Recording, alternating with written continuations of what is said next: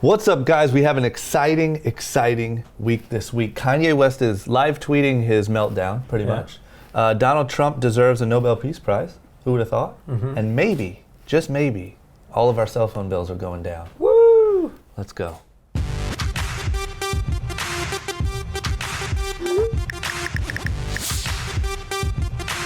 Guys, welcome back to Group Chat. As always, I am your co-host, Drama. I am the founder of Young and Reckless and the host of the Short Story Long podcast, everywhere where podcasts exist. Dee? Dee Murthy here, co-founder of Menlo Club, and I'm ready to go. Ready to go, ready to gossip. We got a hot week. Yeah, hot. Let's get right into it. Yeah. Kanye West. We talked about it last week. Yeah. And I'm going to be honest, I think my opinion has totally changed. Wow. Yep. Completely flip-flopped. He's tweeting, so not only is he tweeting everything from like his house to like weird art things and just everything. He's doing a really good job. Yeah. But he also, since we last spoke to the viewers, came out as a full-fledged Donald Trump supporter with an autographed MAGA hat. Yeah. And has been freestyling for TMZ with a MAGA hat. Yeah. Has been leaving the house in a MAGA hat. Yeah. And says that Donald Trump is his brother. They both have dragon energy.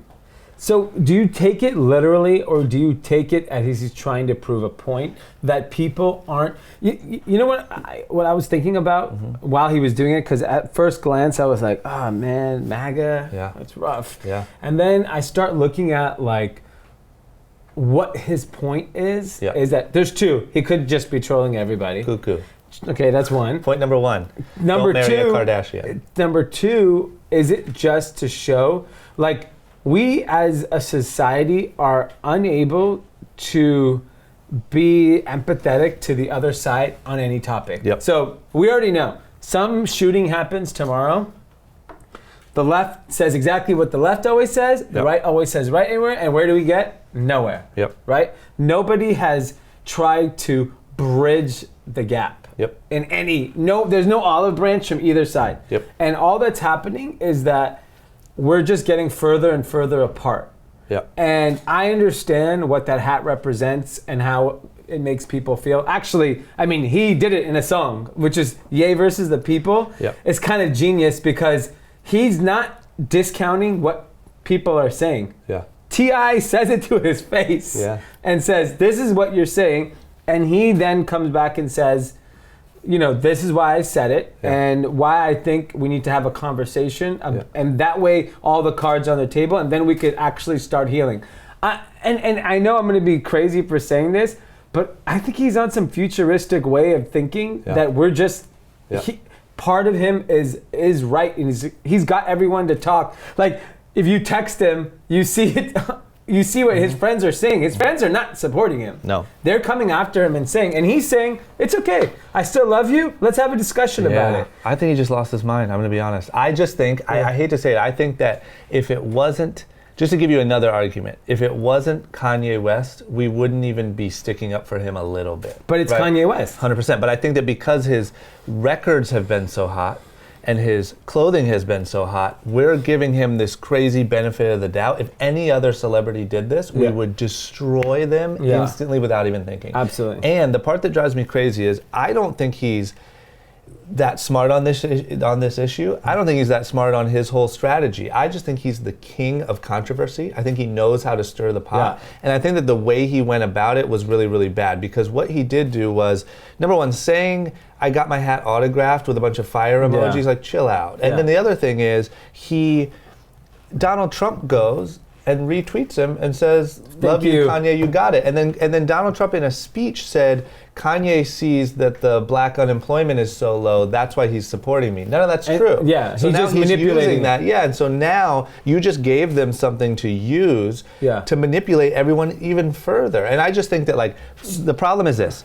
At the end of the day, I don't care about, because I know, like, I don't want to go too far into this, but actual politics, what Trump is actually getting done, all this stuff. The part that is undeniable is how polarized and full of hate he has made this country. Yeah. That, no matter what policies he's done or hasn't or whatever, that polarization and that hate coming up at every family dinner table, in every racist state, in every whatever, is something that by no means can be supported by somebody with as much influence as Kanye. But with that being said, how do you fix that problem? Because I was thinking, okay, let's say the next election cycle comes, the Dems get the House, nothing's going to change in terms of like the mood of the country. Okay? Next election comes, whoever voted for Donald Trump, they're going to vote again.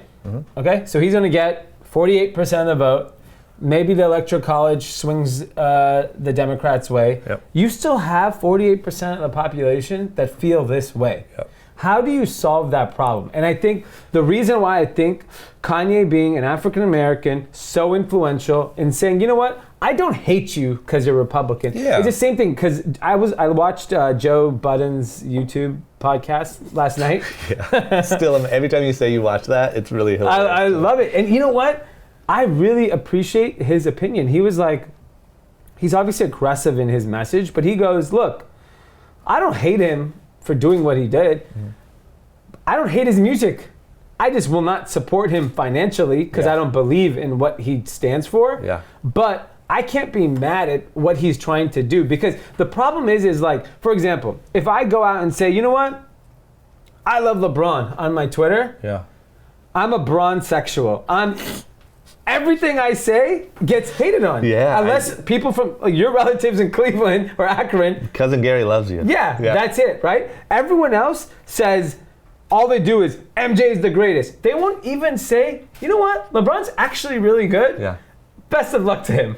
No, they won't. Everything is divided. And I'm talking about basketball, right? You can't just enjoy a basketball player and watch how great they are. Instead, you attack.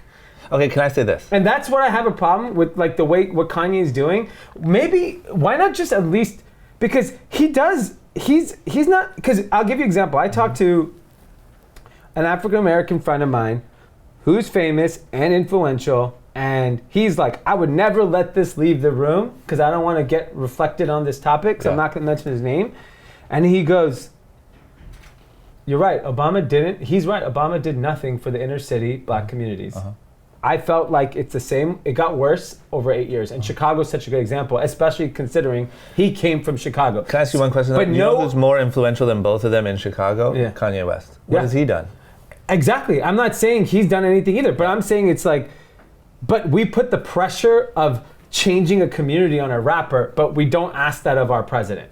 And so the thing is like, if you're a liberal and you talk bad about Barack Obama, I love him. I love what he stands for. He represented hope.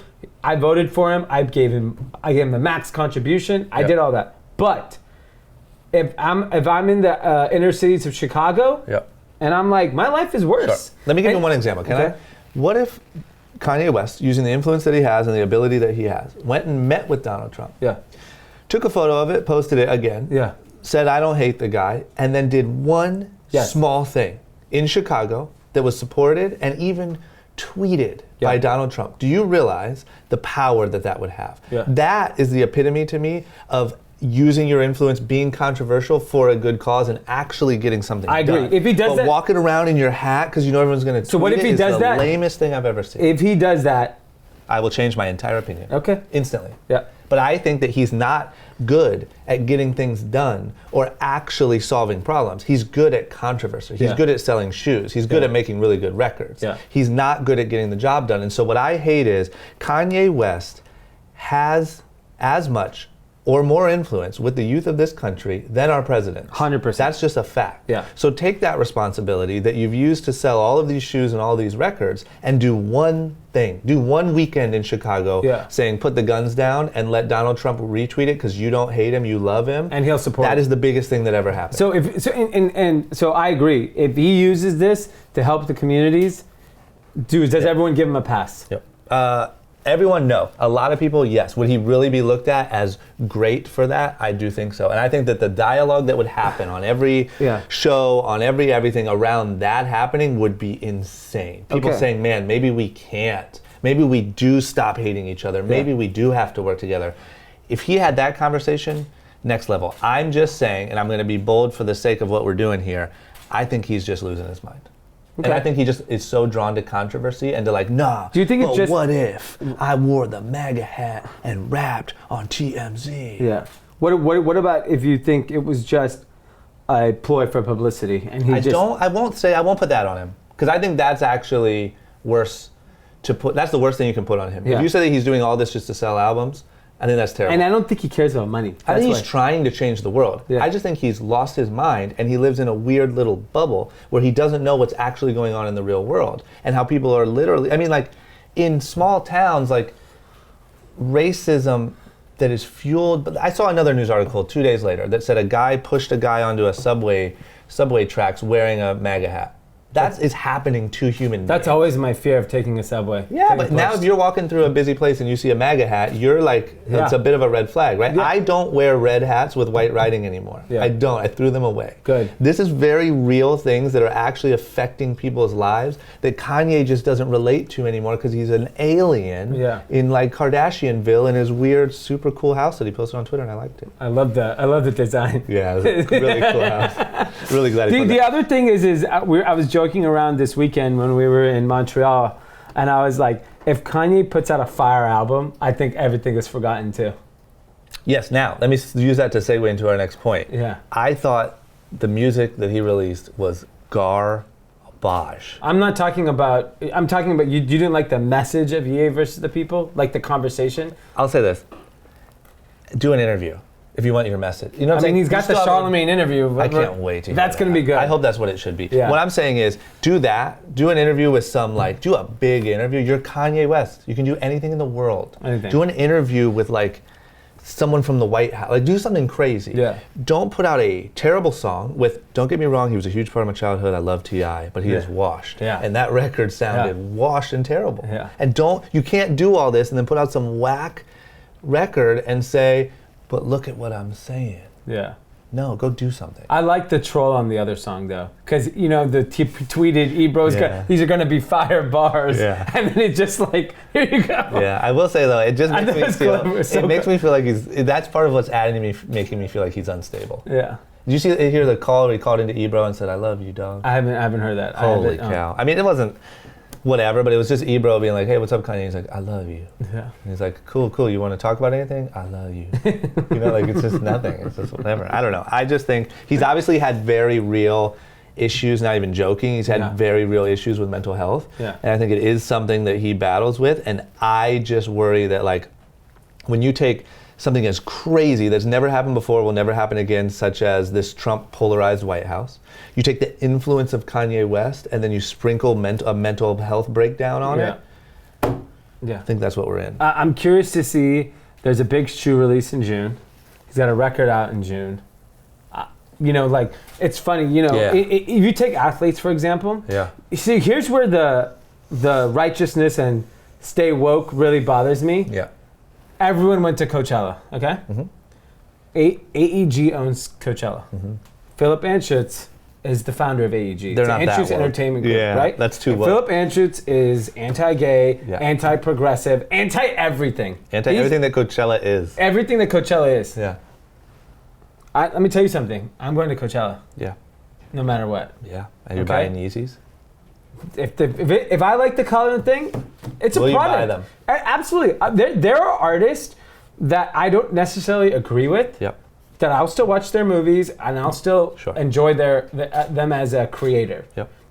I don't need to necessarily go to a rally for them or whatever. It's just like you have to view it as entertainment and leave it at that. You can separate the art from the artist. Yeah, exactly. I mean, I can. I don't think. But the thing is like the same people that are bashing Kanye West were at Coachella.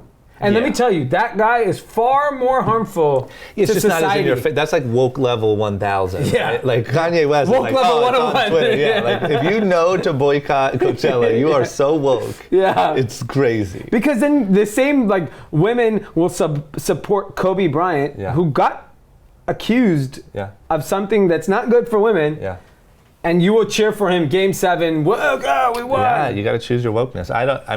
Yeah, it's like choose your own wokeness. You're so woke, you literally can't do anything. And that's my point, is that you have to make your own t-shirts and strap. Yeah, you can't support Nike. Yeah. I can find a flaw in every company, every person in the world. And that's what I think Kanye is bringing to light.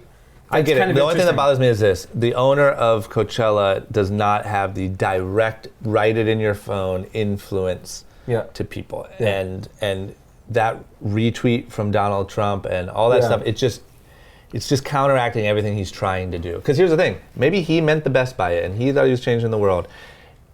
Donald Trump is still being Donald Trump. So when he retweeted him, he just used him. Donald Trump used him. Yeah. 100%. What about the MAGA topic? Do you think MAGA hats sales went up? 100%. How much percent? Who's the most influential person in fashion global history? It's Kanye West times 10 million. Do you think there are any people Yeah. who bought the hat to look like Kanye West? No. I think there is. I think a kid in like Nebraska was maybe on the fence. His uncle. I just felt like if I was at Stagecoach this weekend. Yeah. Was there MAGA hats? Was Stagecoach super MAGA or no? What do you think? 100%. I'm just asking. Is it out and about? Country music. I'll tell you, I've never been to Stagecoach. Yeah. I will never go to. We got Stagecoach. to get a report back. Yeah. Because country music has gotten really like forward. Yeah, it's like it's not like Berkeley. It's Berkeley over there. Yeah. Yeah, it's not like... that's a sarcastic statement. No, it is. These guys are tattooed up and produced by some... We'll see. Max Martin. Yeah, they're not real cowboys. We got to see. I don't know. If anyone went to Stagecoach, comment below. Let us know if there's MAGA hats, what the general vibe is. Is it super like white power or is it like... I mean, it's white. I know that. Let's not be ridiculous. Okay, MAGA brand's hot. I do think that there's a kid who said, you know what, I'm going to wear my Yeezys, my Adidas track pants, and my MAGA hat. And you know what, I'll give you an example. I actually like country music. Mm-hmm. And if they supported Trump or whatever, I don't care, cool, whatever. Go do whatever you want. I don't mind country music at all. I enjoy it. Yeah. I think it's actually really good music. Yeah, I'm torn. I just think that... I'm not going to go to Stagecoach, but I like the music. You're right. The problem is you can follow that trail all the way down to literally having to like, you can't... Because your life becomes miserable. Like, oh, I don't eat at In-N-Out because they're religious, or Chick-fil-A, they're religious, they're anti-gay. So you can't go and eat... It's just on this issue, it's the most... It's like Logan Paul. It's like we talked about Logan Paul and we're like, we hope sponsors cut him, we hope everyone cuts him, we hope he gets the message.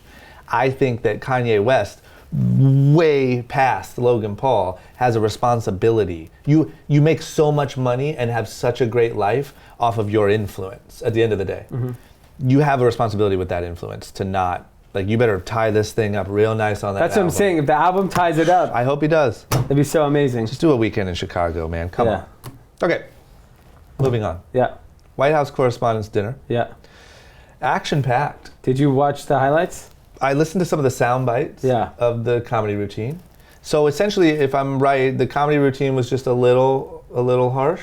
No, so I mean, I don't know if you've watched them in previous years. So White House Correspondents' Dinner, for those who don't know, is an annual gathering of all the journalists that cover the White House. Mm-hmm. So CNN, Fox News, MSNBC, everyone gets together and they do a roast. Mm-hmm. And the president usually is the butt of all the jokes. Is that where Obama did the like angry voice he couldn't really say with Michael Peel or Keegan Peel or whatever? Yeah. Was that he did that there, and that's, ironically enough, years ago is where he roasted Donald Trump, which everyone is saying is the reason why he ran for president. Got it. Okay.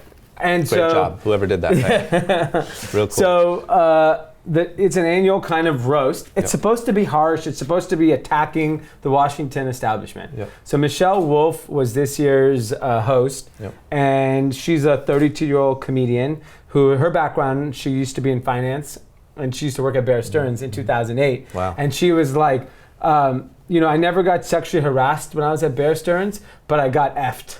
Because the company went down. That was one of her jokes? Yes. Yeah. And so I thought she killed it. Yeah. And she attacked Democrats.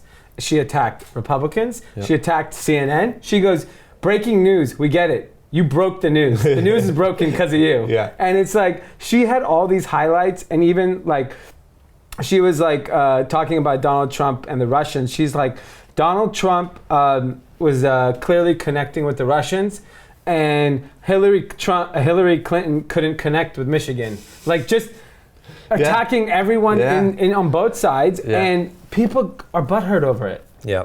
I will say, all the clips I heard, nothing sound that crazy. It's a roast. Yeah. It's supposed to be funny. Why is everyone so sensitive? It's like, the same things, the same reasons why Donald Trump got elected, which is like, you know what? People should be able to speak their mind, speak freely. Cool. Then let's allow it everywhere. Yeah, that's Let the Kanye problem. say what he wants to say. Let Michelle Wolf roast Republicans, Democrats, CNN, MSNBC, whomever. And I mean, if you haven't seen it, I'd highly recommend watching it. It's hysterical. Yeah. She got a lot of crap for going after Sarah Huckabee Sanders. Yeah. Why? She just was not a fair target? No, she was Donald Trump didn't show up. Yeah, Mike Pence didn't show up. Why would she get flack for that? You're the go-to person. She's the press secretary. You're supposed to get bashed. But there's SNL skits. There's like an endless stream of. I mean, she asks for it. I don't know. Yeah, I agree. I didn't think. From the clips I heard, it didn't sound crazy. The point that you made is the main point that I have, which is, if you're gonna do this say anything thing, it has to be universal. Yes. You can't say, I get to say anything, you guys don't. And it's probably also rooted in the fact that he hates the media so much. Yeah. You know, so they just want to destroy that whole dinner. They don't care. The whole thing should be done as far as they're concerned. Yeah, and like, you know, it's just none of the politicians really showed up. Like Paul Ryan obviously didn't show up. Mike Pence didn't show up. So she attacked all of them. Yeah. And it's just a joke. It's just supposed to be fun. Like, go have a fun evening cracking jokes and go back to your thing. It's not supposed to be like every day is serious. Go have fun. Yeah. And the thing is you can still, if you didn't laugh at her jokes, you're sick in the head. Yeah. I'm sorry. Yeah. If you got attacked or not, don't go out. I remember you told me when Rob and Tosh.0 were fighting, and you told Rob, you don't go after comedians. They're crazy. Yeah. And it's true. And it's like, it's funny because like comedians are really, really good. Yeah, and you can't. And I don't think it's worth. But don't even have a comedian there then if you're so serious. But that's like a history of that event. No, I'm just saying, like, you can't do this weird on the fence thing. Don't say we want to have a roast, but you got to keep it so PC. Yeah, then it's not funny. But I also think it's just a sign of how like everyone's so on edge. Yeah. Like you just can't you can't win. Yeah. There's nothing you could say. There's nothing anyone could have went there and won. Exactly. I mean, everything's too hypersensitive right now. So. What do you think it does to her career? Good or bad? She has a special coming out this week on Netflix. This week? Yeah. That's gonna do good. So I think I think she becomes a divisive comedian. Yep. I think certain people like her. That's why I actually think, you know, Chance tweeted out, not all black people need to be Democrats or Quickly whatever. before you go on though, did he not take that back? I thought he said like, sorry, I said this before I saw something. Does anyone know that? I don't know what he said. I know that Donald Trump said something and he said, yo, I'm not supporting you. Yeah. What I do think though is when I saw that, I was like, that's interesting. And I don't think he's advocating they be Republicans. Yeah. And I think there's a lot of white, Asian, Hispanic, African American people that are all like, you know what? I don't really agree with either of these sides. Yeah. Right? Because some people think the left is too left and the right is too right. And there's a lot of people stuck in the middle. Yeah. And that's where I think the opportunity is for politics, is that there's some things that people agree with that Trump does, and there's some people agree with what Democrats are doing. And there's nowhere in the middle. You have to pick a side. Yeah. Which is, I think, is actually hurting the country's unification. Yeah, it's a tough one. It's tough. Yeah. I don't know. Okay, moving on to a completely different topic. Yeah. Sprint and T-Mobile are merging. It has to get approved by Mr. Trump, though. Do you know of any, how's he feel about the companies? They said that it's a 50-50 chance it gets approved by the Department of Justice. Is it just like his mood? No, so... Like, is it like, no, I mean, that's what he tried to do to Jeff Bezos. Yeah. Like, no, you said that one thing that one time, not approved. So the bigger concern is, so right now there's the biggest wireless companies are AT&T, Verizon are 1 and 2. And then there's T-Mobile and Sprint as 3 and 4. Yep. If they merge, you're essentially taking 4 competitors to 3. Yep. And competition is good for the consumer. So they like a lot of players in these big industries, like especially wireless communications, such a big industry. Yeah. So every time there's a one less player, it potentially could hurt the consumer. Yep. So the initial reaction is that there's a lot of cost savings for both companies if they merge, because they both have one of the biggest 5G networks. Mm-hmm. And then they would hopefully pass those savings on to the customer. Yeah. Because Sprint and T-Mobile are, I have phones on like almost all of them. Mm-hmm. They're the cheaper options in terms of monthly plans. Yeah. So you're thinking that that's actually going to benefit the customer on how they kind of treat the American kind of customer base. So it'll be interesting to see, but it's big news because it's like transforming that industry, and that thing has changed so many times. Every time there's like more innovation. Like I remember when cell phones first came out in the 90s, there was hundreds of small little companies.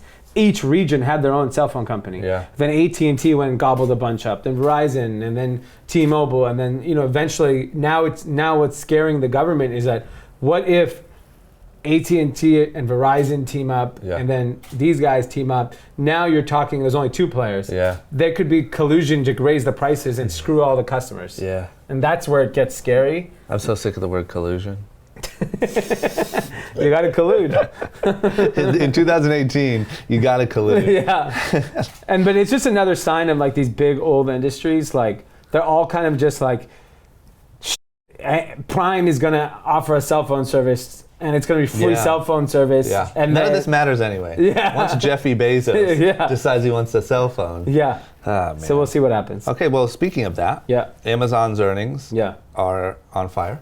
Bonkers. And surprising, Facebook's earnings are on fire. Yeah, so delete Facebook did not work. Did not work. All that bashing I did. The hashtag has to be posted on Facebook. Yeah. So everyone's like, hey, delete Facebook. Let me check my Facebook to see if I got any responses about deleting Facebook. Facebook's earnings, considering how much negative press. So obviously they lost monthly active users last quarter in North America. And so people thought, okay, at least I thought that it was going to have an impact on North American advertising. Yeah. I didn't see how they broke it down, but their advertising revenue was bonker increase, more profitable than ever. You want to know why? Do tell. All these businesses realize that you can win elections with this sort of, with the right targeting. And they're like, well, it's crap. I can sell some shoes. Yeah, and so like, it just shows you that like, so Twitter and Snapchat are constantly, their biggest knock, so their businesses are actually getting financially healthier, Twitter and Snapchat. Yeah.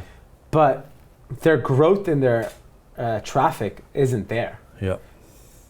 Facebook's continues to grow because the world has to be on Facebook. Yeah. So we always look at America as the advertising consumer juggernaut, but the rest of the world is catching up, and it proves that, like, for example, when we were in Montreal, I think this is a good example. Kanye, they played 5 records in a row. Yeah. Place was bananas. Yeah. Right? Yeah. And so I was wondering, Kanye's Trump comments doesn't affect the guy in Canada. Yeah. Well, no, he's or the girl in he's like, what are you guys partying for? Yeah. Girl in France, at Club in Paris. So it's like, when you look at Facebook's problems in America, and maybe in the UK with Brexit, no one else thinks there's a problem. No, they don't care at all. Yeah. So everyone else is like, oh, this is where that you advertise. Yeah. And to be honest, in our businesses, Facebook advertising is all but dead. It just doesn't work anymore. But don't you think it's just because it's too crowded?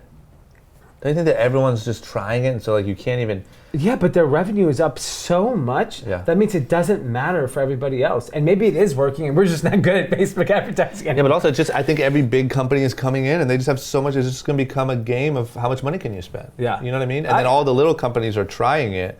I think in the beginning, like this mid-level could really succeed because it wasn't too crowded, there wasn't all this money in it. Yeah. Now it's just jammed. And I honestly think, in all seriousness, I think that for a lot of the big businesses, like the Cambridge Analytica thing is a good sign of how effective targeting can be. Yeah. And if I read right, they haven't done anything from like what they would promise they would fix or check or whatever from his big speech. From Zuckerberg's big speech. I just kind of think they were like, we'll let that blow over. Yeah, I mean, we're Facebook. It's impressive because I was just really looking at, I thought they would have a significant impact on the business. Yeah. And I mean, their revenue from a year ago is up 50%. That's nuts. And you're talking, I mean, they did $8 billion last quarter. Yeah. I mean, these aren't small numbers. So it's the fact that like they have 2.2 billion monthly active users. 2.2 billion. Mm-hmm. Put it like this, YouTube has 1.5 billion. They have 700 million more people a month going on Facebook than YouTube. Yeah. Well, hashtag start up Facebook again. We tried. Everyone did their best. There's certain things we can fight and win, and there's some we just can't. Facebook and Amazon are both.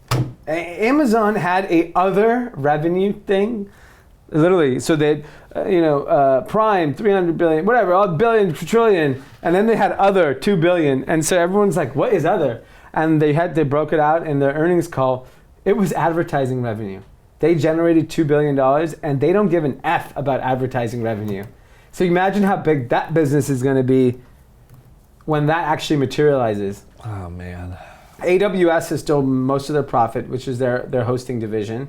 Yeah, I mean, Amazon's putting packages in your car now. Did you see that this week? Yeah. They're just whatever. Like, we can drone it to you. We can walk in your house. We'll clean up a little bit. I don't like the house. I actually like the car. I do too. I think it's great. I don't want you to come in my house, but you want to pop my trunk open? Sure. What do I hate putting stuff in my car. How are they popping everyone's trunk? That we haven't figured out yet. Jeff. So here's the problem. Jeff knows how to drone into our houses, walk in our front door, and get into our car. Yeah. And he raised Prime prices. And he's putting robots in there. Yeah. Sick. Well, it's over. None of this matters anyway. We all belong to Jeff Bezos. Moving on.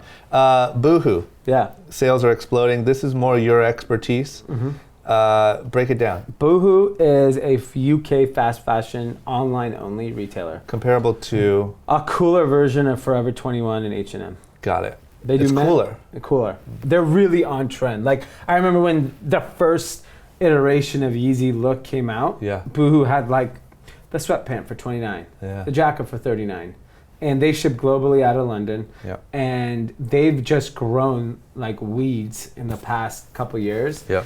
And then they went and bought Nasty Gal out of bankruptcy, and they now own, I believe, a majority stake in Pretty Little Thing, which is another women's e-commerce. If you follow any Instagram model, they're all pushing Pretty Little Thing now. And so that is, they're building this like conglomerate of like cool fast fashion retailers that are actually, this is where like a Zara and H&M, like H&M's been struggling recently. Yeah.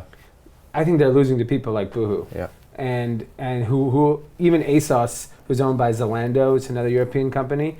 Like, these guys are, there was an article in Business of Fashion that said, who's killing fast fashion? Faster fashion. You know what I mean? Yeah. And these guys, because they don't need to ship it to retail, so they save a full month than like a Zara and H&M. And H&M and Zara still digitally are not as good as these sites. Yeah. In terms of everything from their marketing to their web experience. It's just better. Like, you go to Boohoo's site and the product and the price points and the global shipping. Yeah. It's just so good. And then the Pretty Little Thing is doing such a good job of influencers. Pretty Little Thing is very much so like the European version of Fashion Nova. Yeah. And so Misguided is out of the UK as well. They're also like a Fashion Nova. And that whole segment, Fashion Nova, Boohoo, Pretty Little Thing, Nasty Gal, Misguided, and there's just more and more that are popping up. Yeah. There's a site called Toby out of LA also. It's women's only.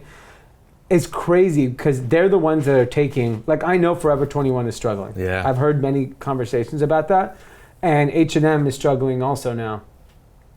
These people are stealing their business. Yeah. And I think it's also a sign that despite how big these guys are, there's room to take their business. Yeah. And I think if you execute the marketing part and the product, you can take their business.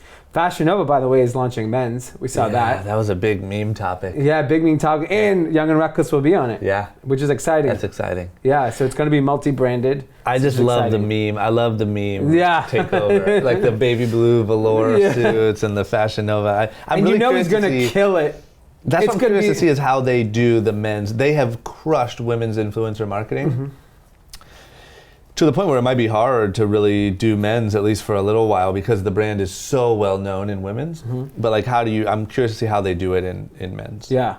Because like, even Revolve doesn't do it as well. They have a hard time. Yeah. It's just hard when the good thing is you take over an entire area of business. But the bad thing is you're so known for that. Yeah, the problem is like these women's retailers, women's opportunity is way bigger than men's. Yep. So they always struggle with internally is it worth paying attention to men's? Because you have to have a certain DNA to attack women's versus men's. Like, like if 5'4" Menlo went after women's, we would bomb. Yeah. We don't understand the customer. We don't understand the merchandising. We don't understand how to work the market. Yeah. And when a women's only retailer comes into men's, they always struggle because they don't have the people, the DNA to execute those things. Yeah. So I remember Wild Fox tried for a year. Yeah, so many women's retailers in the past. Even Forever 21, on the men's side of their business, they struggled. That's why they carry brands now. Yeah. They went and got a bunch of brands. And it's actually, I think, smart on Fashion Nova's side that he's not just going to do his brand. Yeah. He's going to sprinkle in brands. Have to for men, I think. Yeah. I don't think the customer transacts like that. Yeah, men just aren't as driven by like the look. Mm-hmm. You know what I mean? It's the brand more so. Exciting. Okay, much more serious topic. Yep. Looks like we've got some peace in Korea. North and South. Yeah. Coming together. Is that for the first time in how long? A very long time. Very, very long time. Yep. What do you think about it? Like, do you think that it's real? Do you think Kim Jong Un, this is some sort of just publicity thing? Do you think that, like, what do you think? No, when you step foot on the country, that you've had all these problems. I don't know if you saw the two leaders holding their hands. Yep. I mean, they look pretty happy. It felt weird. Yeah, it felt like they just full on went from war to like dating. Yeah. You know what I mean? Like, it happens in real life too. Yeah, it does. And I just think that, like, if he's going to make the effort to come, I think that this is a pretty historic moment. And I think, like, you can argue on why. I think the South Korean president has a lot to do with it. Mm-hmm. But, everyone is making comments that Donald Trump is going to get a Nobel Peace Prize for this. Mm-hmm. And I'll tell you my take. I think he will get it. No. Yeah. And I think the reason why Kim Jong and South Korean president are the reason why they're connecting, in my opinion. Yeah. This is just I'm not an expert in this topic at all. Yeah. Donald Trump came down on raining hell on China with tariffs. Yep. Okay? And he said, he did 50 billion. He's like, I'm going to do another 100 billion. Mm-hmm. And what's important to Donald Trump is showing that he's punishing China to help American workers and making sure there's peace in that Korean peninsula so that we don't go to war. Yeah. The China thing is impossible to beat. You're not going to win that battle. All you're doing is just putting enormous amount of tension onto the two countries. I think he puts so much pressure on China with like a backdoor conversation saying China and North Korea have good relationship. That you go make this happen, we'll back off on the China tariffs. Because that's one huge win. Like, if it's peace there and the South Korean and North Korean presidents say Donald Trump brought us together, he might get reelected. Is that all? That whole thing is just your theory, right? That is my theory, and I mean I've heard people say it that because a lot of there's New York Times articles said should Donald Trump get the Nobel Peace Prize? Yeah, but I'm saying the thing with the tariffs and reeling them back. No, that's it's known. I mean, like it's known that all those pieces of the puzzle exist. But you don't know whether he manufactured it. No, but it could have just happened as a result. Yeah. But it may be the grand scheme. I think he went to go punish China, and the result was, we're not going to win this battle. Yeah. Maybe we can use it to our benefit somewhere else. I can't believe you said the R word. What's the R word? Reelected. If this guy gets a Kanye West cosign, a Nobel Peace Prize, and reelected, I do not know what it means to be a human being. Well, you better get ready. You got 2 years left to not know what it feels like. I'm going back to Ohio. And I'm just going to curl up in a little ball and just say, I don't know, I don't belong here. If there's no recession and there's peace in North and South Korea,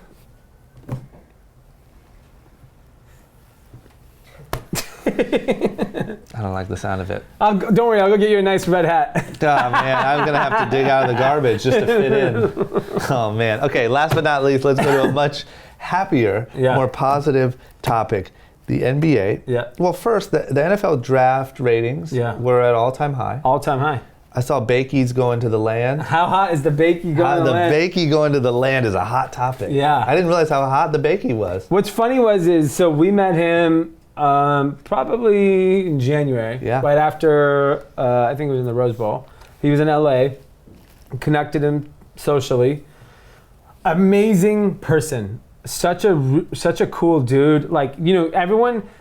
One of the things that like frustrates me about like Twitter and social media and all these types of things, people speak about people and they don't know them. Does Bakey have a lot of bad rap? Why? Because he's confident, right? Like during the Ohio State game, he went and stuck a flag in the middle of the stadium and said, "This is my city. I beat you." Yeah. Right? He like grabbed his nuts across the field of one of the games. Sure, mellow.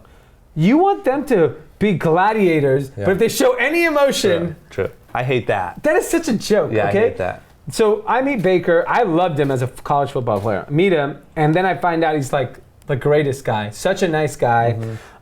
He's friends with Sammy Wilk and that whole crew, and really good dude. So I was like, man, I hope he does well in the draft. And this is in January. He was like, maybe he's the 4th or 5th quarterback taken. I was like, really? He had like, you know, he won Heisman. Yeah. And fast forward, the 2 days before the draft, everyone's like, Cleveland's going to take Baker Mayfield as the number 1 pick, which is like mind-blowing for a lot of football fans because he wasn't in the conversation. Yeah. And I think Cleveland, who's been a perennial, like, they're losers. Thanks. Yep. You know, they're like a terrible sports franchise. Yep. And they went and signed Jarvis Landry, paid him a crap load of money. Now they got Baker Mayfield. They signed a big cornerback. Do you think this could be the year that we like win 4 games? I literally think 4 to 6 games. Yes. But that's double. Dog pound. 100% growth. Yeah. You're going to want to be in the dog pound. And I actually think it's good. Cleveland is going to lose LeBron James. Okay? Yeah. Guys. You're sure? LeBron's leaving. You already are sure? I'm 100% confident. After this year? Yeah. Did you see that? Sorry, this real quick. There was a girl with a sign at the game, and it said, "This is my last day being number 23. It better not be yours, LeBron." Yeah. That's funny. Yeah. So I mean, Cleveland's gonna be lost without LeBron. Baker Mayfield comes in to save the day. He's gonna be a hero. But you gave him 4 to 6 games. But that's his rookie season. And you guys, Cleveland has a quarterback. They have Tyrod Taylor. He can start this year. Rookies shouldn't go in and play quarterback day one. It's not a position. Yeah. You need to learn how to play. Yeah. But I think he can change the vibe. He's such a confident guy, and he's been a winner his whole life. Yeah. He walked on in college. He didn't even get a scholarship. Yeah. He walked on. And was it like a first time walk-on has ever been number 1 in the draft? Was that a thing? Yeah. Yeah. And so I just think that's the type of personality. He's got a chip on his shoulder. Yeah. It's like Tom Brady was the last pick of the draft and is the greatest football player ever. Yeah. So I just think he's like a personality that has a chip on his shoulder. He wants to win. And that's what you need. Like, you could be like, oh, he doesn't run fast, he's not tall enough, he's not this. But at the end of the day, if you win, who cares? Yeah. And so I'm excited for that, and I think Cleveland deserves someone like him because I 2019 is going to be a rough year for Cleveland, is what you're saying. Well, 2018 fall. That quick? Yeah, because the season. Okay, all right. LeBron's gonna leave in the summer. Okay. Okay.